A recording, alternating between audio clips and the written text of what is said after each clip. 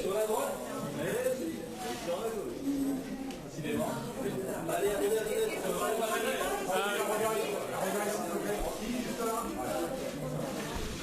Vous voulez commencer ou on commence Ça t'a bien vu combien? Allez, commencez. Vous vous rendez compte?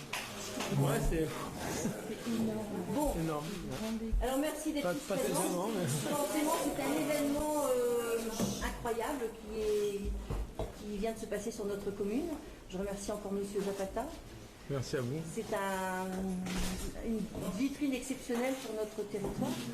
Donc, sans plus attendre, je vais peut-être laisser la parole à Monsieur Zapata, qui a certainement beaucoup de choses à nous raconter, notamment sur ses émotions, sur ce qu'il a ressenti lors de cette traversée historique. Madame Bouchard est également présente et qui représente la communauté d'agglomération. Voilà, écoutez, à vous la parole, à vous l'honneur, vous êtes le héros de la journée. Écoutez, déjà, merci beaucoup, merci de l'accueil, merci d'avoir répondu présent. On ne voulait pas rester sur un échec la dernière fois. Et je remercie vraiment tout le monde qui a œuvré, on va dire, pour cette deuxième tentative. Toutes les autorités ont joué le jeu. La préfecture maritime qui a compris vraiment ce qu'on voulait faire et la sécurité qu'on voulait mettre en place a donné instantanément un avis favorable. La préfecture a aidé, la sous-préfecture, tout le monde, la mairie, je vous remercie vraiment, la région. Tout le monde a œuvré pour que ça se passe bien. Et sincèrement, je ne serai jamais assez reconnaissant puisque je veux dire, ça m'a permis vraiment de réaliser mes rêves et on va dire de réagir aussi vite pour nous permettre de traverser à chaud. C'était vraiment ce qu'on avait besoin. Donc vraiment merci, un grand merci.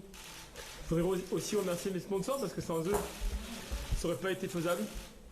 Donc voilà, les montres Zénith, la société d'événementiel AMS et Acer, les ordinateurs, vraiment ils nous ont aidés, ils nous ont permis justement de réaliser nos rêves parce que ça coûte pas mal d'argent quand même de louer des bateaux, des hélicos, etc.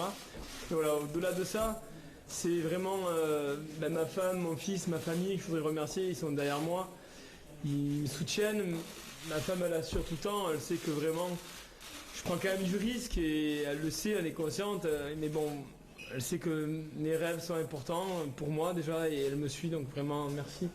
Et puis je voudrais remercier mes amis, ils sont là tout le temps, ils m'épaulent, on a fait encore pas d'heure avec Stéphane, Jeannot, ils sont toujours derrière moi et toujours à me suivre et seul on fait rien. Puis mon équipe, vraiment, je voudrais vraiment les remercier, c'était vraiment déjà assez dur comme ça la semaine dernière. Et je sais ce que c'est quand tu manages une équipe et que tu échoues à deux doigts de la fin, c'est dur.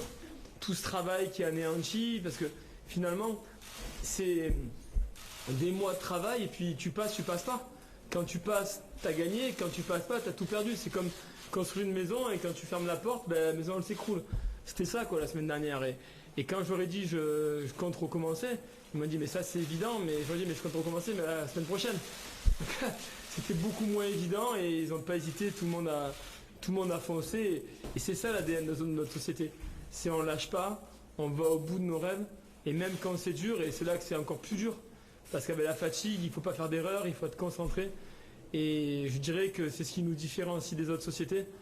Il y en a qui sous la pression s'écroulent, d'autres qui arrivent à survivre et nous on se révèle sous pression et c'est là où on est les meilleurs. Donc voilà, je voudrais vraiment vous remercier tous, toute l'équipe. Et merci Steph pour toutes ces heures avec moi et vraiment voilà, au top. Merci Colo. Colo, il s'est fait rencontrer, j'avais 16 ans. Et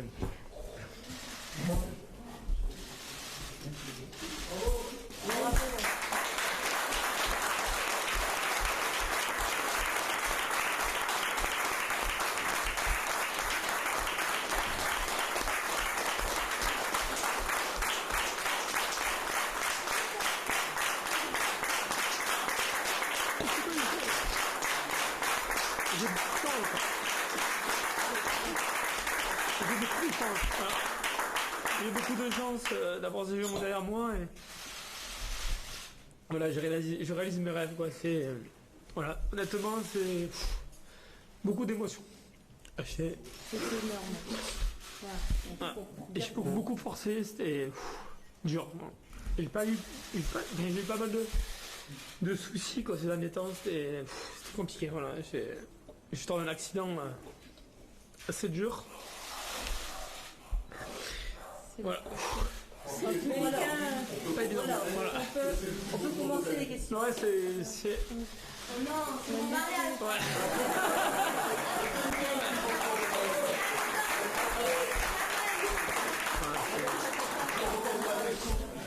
Aujourd'hui, c'est le deuxième plus beau jour de ta vie.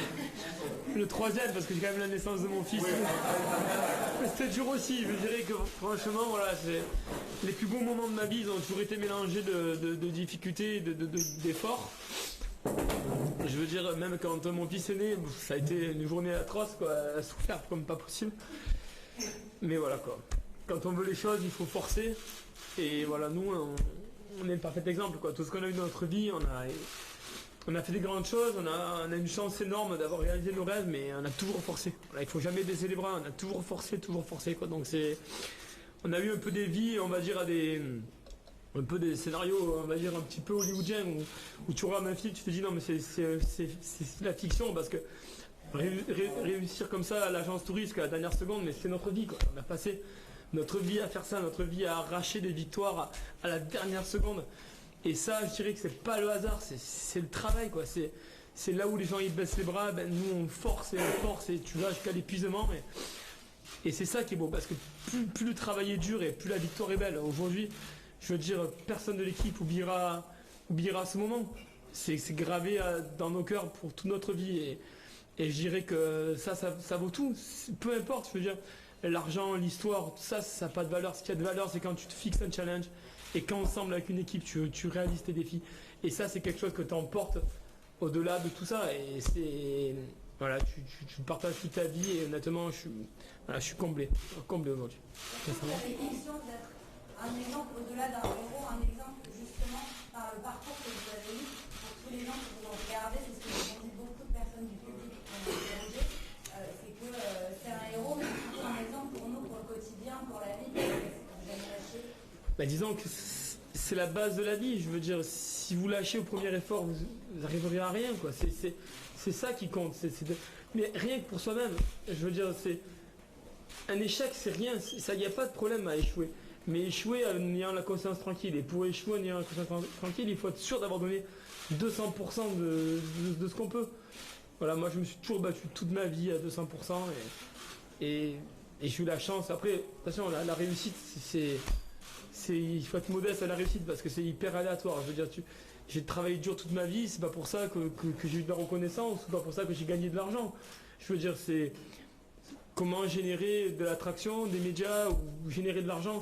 Ça fait partie de la magie. Mais pour réussir un challenge, il n'y a pas de chance. Réussir un challenge, c'est le travail et la force. Après, réussir médiatiquement ou financièrement, ça c'est l'alchimie, c'est la magie, on ne peut pas le provoquer. C'est pour ça qu'il ne faut pas vivre pour ça, il faut vivre pour réaliser ses rêves. Et réussir ses rêves et sa vie, c'est pas forcément réussir financièrement ou être dans les médias, c'est réaliser ses rêves et être vivant 365 jours par an et pas attendre les vacances ou les week-ends. Il faut vivre sa passion, quel qu'en soit le prix. Par contre, voilà, c'est dur, travailler dur. Et c'est pour ça le prix d'ailleurs, au moment où quand vous avez craqué après la téléphone, c'est au moment où vous avez votre fils Matt au téléphone, ça c'est le moment où vous arrêtez d'être le sportif de haut niveau et le guerrier et vous redevenez l'être humain.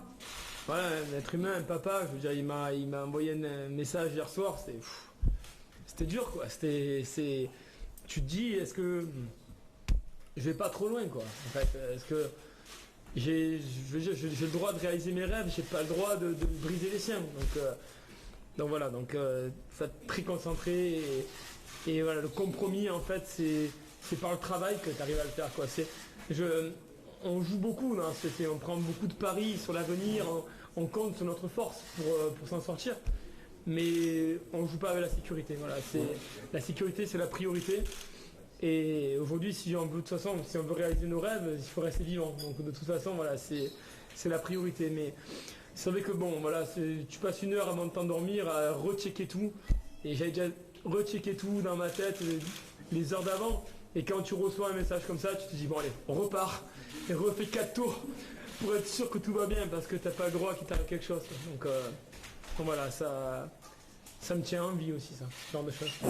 Est-ce qu'il y avait un moment pendant que tu approchais les codes de Douf, on a tous vu la vidéo qui est spectaculaire, où tu t'es dit là j'ai réussi, ou c'est toujours jusqu'au dernier moment que tu es passé? Honnêtement, on avait déjà prévu tous les scénarios avec Adrien.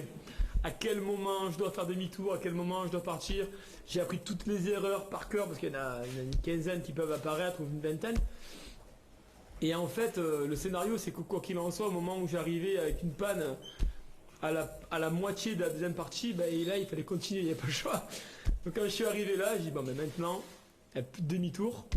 Et je savais très bien que même en mode... Et puis j'avais volé très vite sur la première partie. Donc je savais très bien que j'avais pas fait vraiment tous les calculs, mais par rapport à l'autonomie que j'avais, je savais très bien que même en mode hyper dégradé, je rallierais l'Angleterre. Donc à partir de là, j'ai commencé à prendre pas mal de plaisir.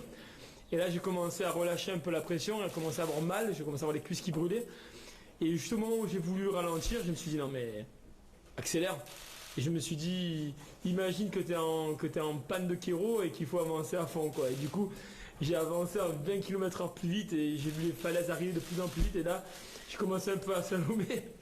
Je me suis fait un peu plaisir et et le temps il est passé encore plus vite. Puis quand j'ai vu cette falaise, on s'est inquiété un peu de gravir les falaises de Douvres. Au début, ça faisait 110 mètres. Mais en fait, j'étais déjà à 80 mètres de hauteur. En fait, il n'y avait plus rien qui... Enfin, j'étais un petit peu galvanisé quoi, par l'événement.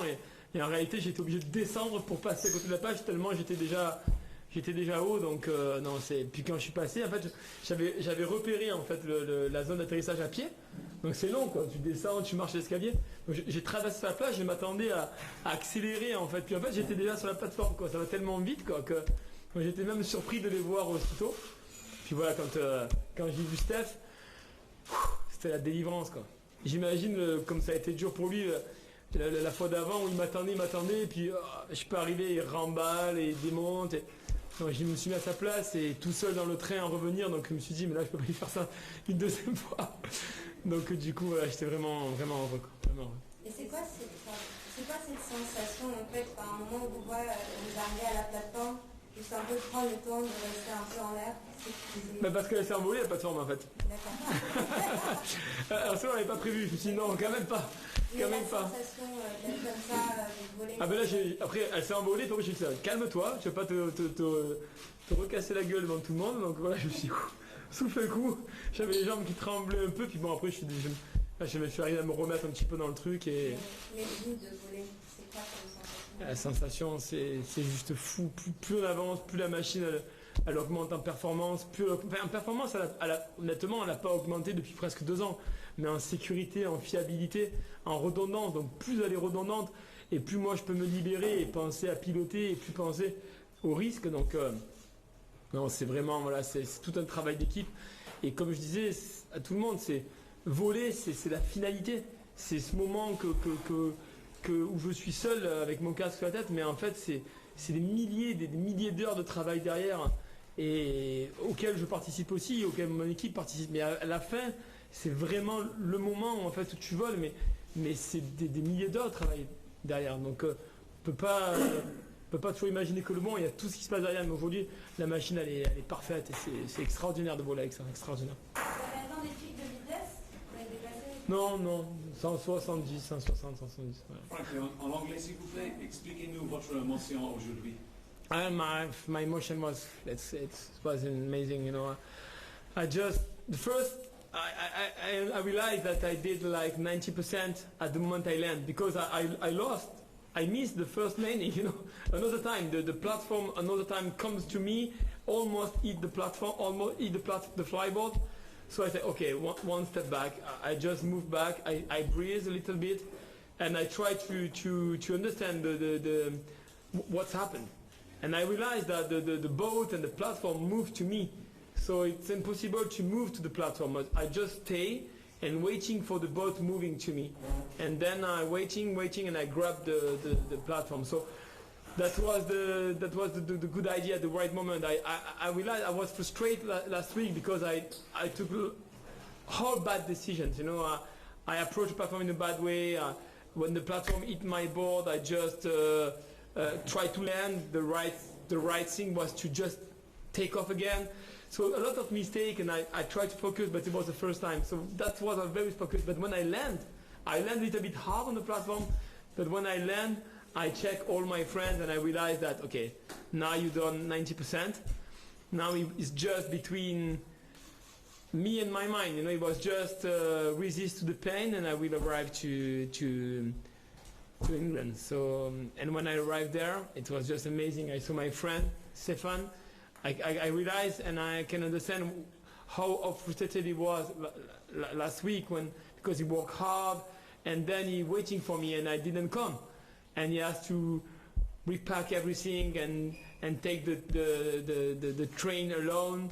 So I in my mind I said, no, I can't do that another time. I have to land in England. So that was hard, but a lot of emotion. Quel avenir à court terme et à long terme pour le Flyborders? L'avenir à court terme, bon, comme je disais, c'est un démonstrateur de notre technologie. C'est hyper facile à transporter, ça fait rêver les gens. Donc c'est vraiment un produit qui est magique en fait. Et puis, par exemple, aujourd'hui, on développe nos turboréacteurs. Mais c'est mieux de faire 300 heures de Flyborder que 300 heures de bande de test. Donc déjà, c'est à ça qui nous sert le Flyborder. Puis on a plein de challenges, plein de défis à relever avec. Maintenant, on travaille. Là, par exemple, aujourd'hui, c'est une grande première. On a volé avec un nouveau système dans nos réacteurs. Et c'est validé, c'est testé. Il y a un moment donné où toujours il faut quand même se lancer.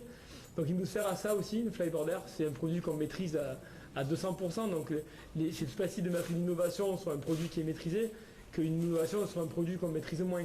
Donc il nous sert à ça, mais puis il nous sert à changer changer la mentalité des gens, changer la vision qu'ils ont des engins volants et ramener les gens dans notre direction et justement que le monde soit prêt, que les gens soient prêts quand justement on sortira notre voiture volante qui est issue de la même technologie. Et ça nous sert comme ça, voilà, à ramener les gens vers nous et en même temps à apprendre et à développer la technologie. Puis voilà à quoi ça sert. Mais le Flyborder lui-même, c'est sûr que c'est un produit extrême.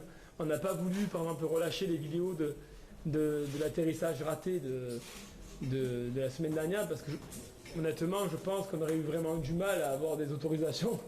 Après ça, ça paraît très simple, très, très fluide. Mais quand ça s'énerve, dans le mauvais sens, c'est violent. Donc c'est pas une machine à mettre dans les mains de tout le monde. C'est pas un produit qui est vendable. Par contre, la technologie qui va en dérouler, parce que le problème c'est toujours l'humain. Hein. Le problème c'est pas la technologie. Sur la plateforme, le seul problème qu'il y a, c'est que tu peux pas tout prévoir toi en tant qu'humain, et du coup tu fais des erreurs. Mais si ça avait été par exemple notre voiture volante qui aurait raté l'atterrissage sur le plateau, elle sait ce qu'elle a à faire, hein, on la programme et puis touche, elle redécolle. Mais nous, on est limité, donc on fait pas mal d'erreurs et le problème c'est qu'avec ce genre de machine, les erreurs, tu peux les payer très très très très cher. Voilà. Donc les produits qu'on va faire, ça va être des produits extrêmement redondants, extrêmement fiables et pour permettre à tout le monde, parce que quand on voit l'engouement qu'il y a dehors, c'est que les gens sont passionnés, ils rêvent de voler. On a tous vécu avec ça, on est tous nés avec les films de science-fiction et on a tous attendu 2015. En attendant l'overboard de Marty McFly, le film Retour vers le futur, c'était ça en 2015. Puis en 2015, il n'y avait pas d'overboard, donc on s'est dit, on va le faire. Voilà. On va le faire. Donc après, on voyait le 5e élément. Il y avait aussi des voitures volantes en 2015. Il n'y en a pas, on va en faire une. Voilà. Donc voilà quelle est notre ambition, quelle est notre philosophie de vie et à quoi sert en fait le Flyborder. Le Flyborder, c'est un pas. C'est un pas vers le futur, je pense. Tout comme l'avion de Blériot, il n'avait rien à voir avec un A380. Mais c'est un pas vers le futur. Vous avez dit aussi que vous vouliez voler au-dessus des nuages, c'est sérieux? Ah oui, non, ça c'est vraiment sérieux. Mais par contre, voilà, j'ai promis à ma femme d'y aller pas à pas. Voilà, j'ai promis d'aller pas à pas et sincèrement, la sécurité en premier. Et du coup, c'est ce que je répondais comme question hier. Le problème, pourquoi on n'a pas essayé des atterrissages, par exemple sur une plateforme, c'est parce qu'en fait, la sanction c'est la même, tu tombes dans l'eau. Donc en réalité, c'est extrêmement complexe de se mettre dans un environnement où on sécurisé en fait. Par exemple, quand on a créé les produits à eau, les flyboards ou même l'overboard à eau, j'avais jamais fait de backflip avec, ni de figure, rien. Et j'ai emmené ça à Cancun pour faire une vidéo de promo. Et on était 4 ou 5 à l'époque, je ne me rappelle plus de flyboarders, quoi. On faisait tous du flyboard à eau, on faisait des figures, etc. Et c'était cool, quoi. J'arrivais à faire des virages, mais je ne faisais pas de figures. Et on s'est dit, mais qu'est-ce qu'on va faire avec ça? Qu'est-ce qu'on va pouvoir montrer dans la vidéo? Parce que faire que du slalom pendant 5 minutes, ça va être un peu rébarbatif. Et en fait, le gars qui filmait ça, qui est un ami à moi, qui s'appelle Devin Supertramp, il m'a dit, vous savez quoi les gars, vous avez une demi-journée. Et là, en fait, on s'est tous poussés les uns derrière les autres, et en une demi-journée, on faisait des triples spins, des backflips. Pourquoi? Parce que on tombait dans l'eau 1000 fois, et puis bon, si t'as pas trop peur de te faire mal et de te faire des bleus, tu recommences. Là, le flyboarder, t'as qu'une chance. Donc du coup, c'est l'environnement qui est compliqué. Et du coup, pour monter dans les nuages, je pense qu'il me faut 3 secondes. Je monte sur la machine, je monte maintenant. Mais monter en étant sûr à 100% qu'on n'aura pas oublié quelque chose et qui créera une panne comme, je sais pas, je sais rien, moi, il peut tout se passer, quoi, des événements non prévus. Donc voilà, donc il faut y être doucement, pas à pas. Mais je veux le faire. Côté flyboard, justement, est-ce qu'on pourrait parler un côté technique au niveau de son poids et de ses capacités, sachant que c'est quand même un produit complètement français.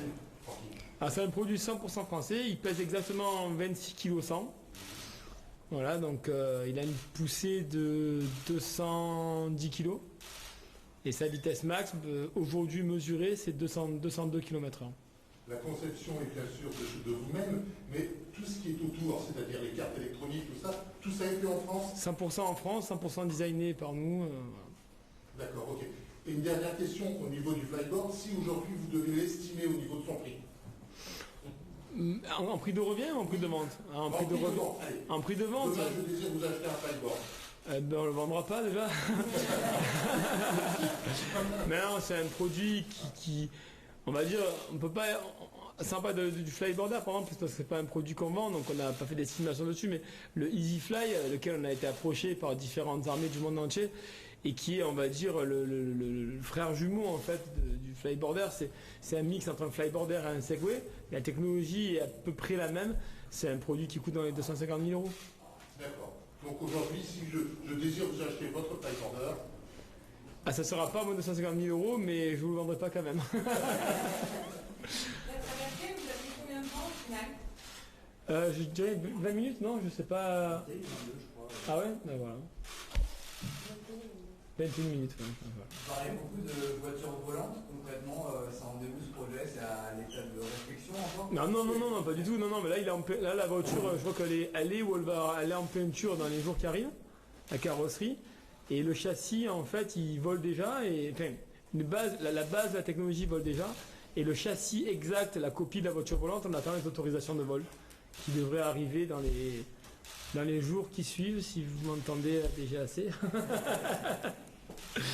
Voilà, donc non, c'est les vacances en ce moment, donc c'est un peu plus long, mais voilà, on en attend les autorisations d'un moment à l'autre. Et d'un moment à l'autre, la base de la voiture volante va voler, quoi. Voilà, donc a déjà volé, mais on va dire en version 4 moteurs, et là la vraie version 10 moteurs va voler dans les jours qui vont suivre. Elle volera combien de kilomètres/heure? C'est un produit qui va arriver, je dirais, sans difficulté dans les 300-400 km/h. Et en distance, en kilomètres de distance? En distance, on pourra largement faire 100, 120 km, 130 km. L'armée est aussi intéressée, j'imagine. Écoutez, vous savez, les gens, ils croient que ce qu'ils voient, donc, et puis ils savent pas de quoi ils ont besoin tant qu'ils n'ont pas essayé. Donc bon, on verra bien. Mais vous savez, quand vous créez un engin capable de déplacer des gens à des vitesses et des performances jamais aujourd'hui égalées, avec un produit qui fait 60 kg et qui se poserait là sur la table, oui, c'est sûr qu'il y a des applications, il n'y a plus que l'imagination qui peut... Mais après, En fait, quand on utilise des produits tous les jours, on ne réalise pas ce que c'est. Par exemple, une voiture, c'est juste une plateforme roulante, en fait. Donc nous, notre voiture, c'est une plateforme volante. Après, ça peut être, on va dire, dérivé en des centaines de produits, comme une civière volante, une plateforme logistique, une plateforme pour emmener, on va dire, pour transporter. On va dire, aujourd'hui, la technologie qu'on a développée, on pourrait faire voler un mobil-homme. Voilà, on est capable de faire voler un peu tout ce qu'on veut. Voilà, on a les contrôleurs de vol, on a ce qu'on appelle nous des thrusters, des systèmes de poussée vraiment qu'on a inventés et brevetés. Et avec ces systèmes de poussée spécifiques et ces contrôleurs de vol, on est capable de faire voler un peu tout ce qu'on a envie.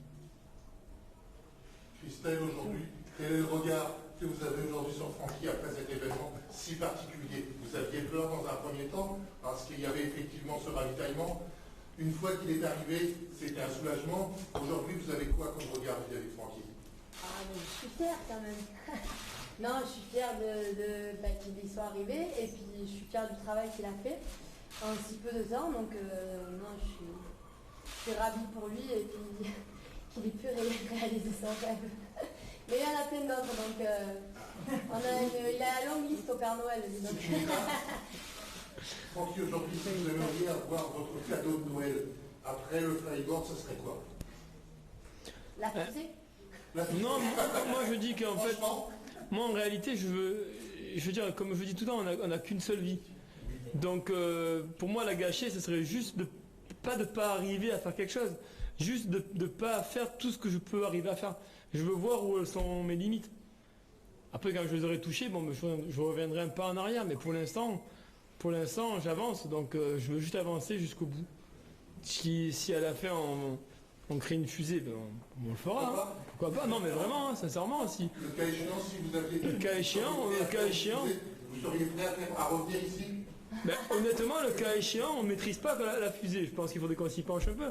Mais au moins, pour la ramener sur Terre à la SpaceX, je pense que ça, on est capable déjà de le faire. Mais on n'a pas la technologie pour pousser. Donc, pourquoi pas un jour ou l'autre.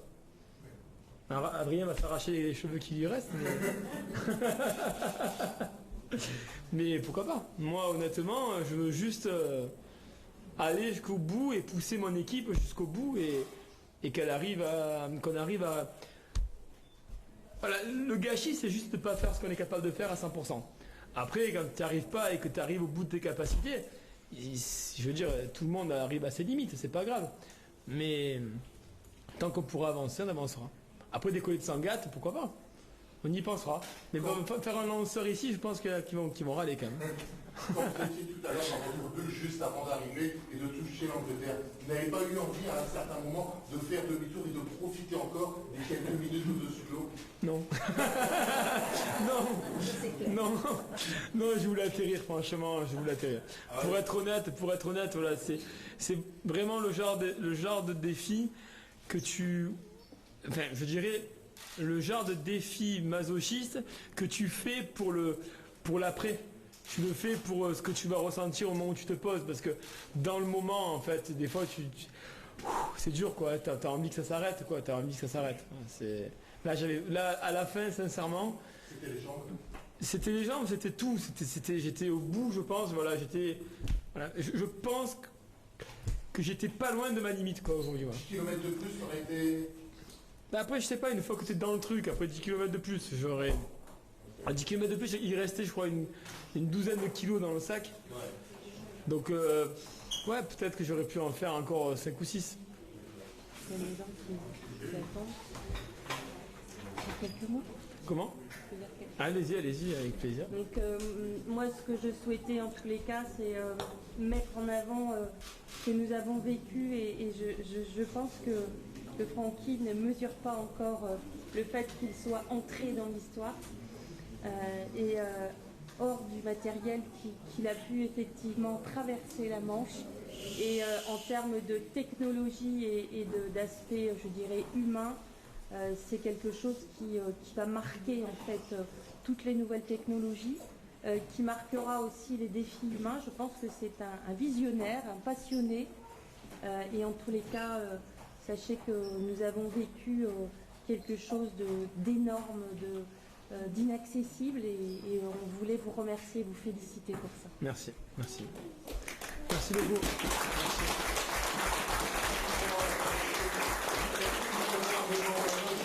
peu avec l'hélicoptère? Comment? Pendant la traversée, à un moment ou à un autre, avant effectivement d'aller sur le marteau, est-ce que vous avez joué un peu avec l'hélicoptère? Non. Montant, descendant Non, sincèrement, dans ces moments-là, comme je disais, le plus dur c'est d'avoir des regrets. Donc là, c'est l'objectif, il faut aller de A à B et d'aller de B à C, quoi. C'était tout. Non, sincèrement, pour être honnête, non, j'avais déjà le stress qui était à 200%. Non, je voulais juste voir l'Angleterre et me poser. Merci pour ce que vous faites Merci. dans la région. Merci beaucoup. Merci d'être venu dans la région. Merci beaucoup. Alors moi, je voulais vous dire aussi que nous étions quand même très fiers de vous avoir reçu sur la commune de Sangatte-Berry-aux-Plages. Par cette performance, vous faites désormais partie des pionniers de la traversée de la Manche. Donc je vous souhaite de progresser dans tout ce que vous entreprendrez prochainement, dans vos recherches technologiques, développement de vos concepts, et puis afin d'en faire la meilleure utilisation possible pour l'avenir et pour nos enfants en général, de toute façon. Alors je sais que monsieur le maire, la première fois, vous avez remis le trophée de la ville, donc je ne vais pas vous remettre une deuxième fois le trophée. Par contre, j'ai quelques petits cadeaux à vous remettre. Merci. Au nom de la commune, des habitants du territoire, je vous remets ici quelques présents qui nous prouvent notre attachement au nouvel ambassadeur que vous êtes du territoire de la Côte d'Opale et de Sangatte, Berry-aux-Plages en particulier. Voilà. Un t-shirt, Merci un beaucoup. polo, et puis la spécialité Voilà, de la région, la bière des deux Capes. Ben merci. Voilà.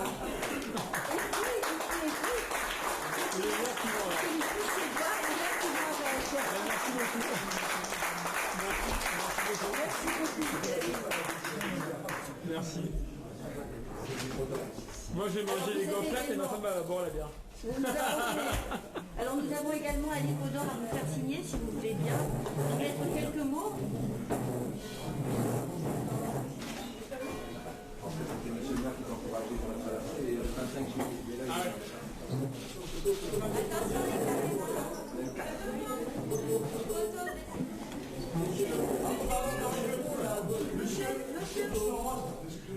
Madame Zapata, l'équipe,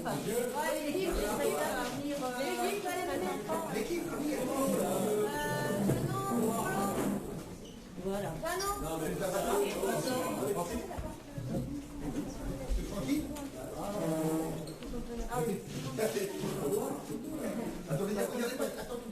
Sur des photos.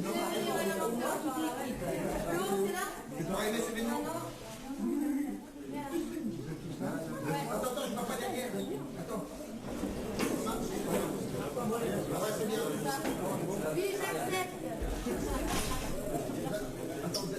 Si vous me reculez un petit peu. Attends, les secondes. Ben, c'est bon. C'est bon, qui regarde moi. S'il vous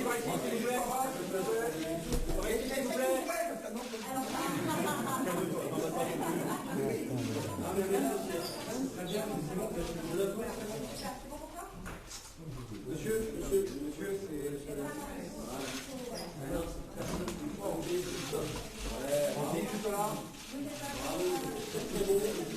s'il vous plaît.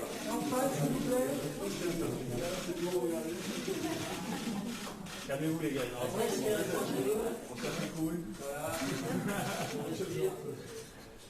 Voilà. Allez, vous méritez que je fasse.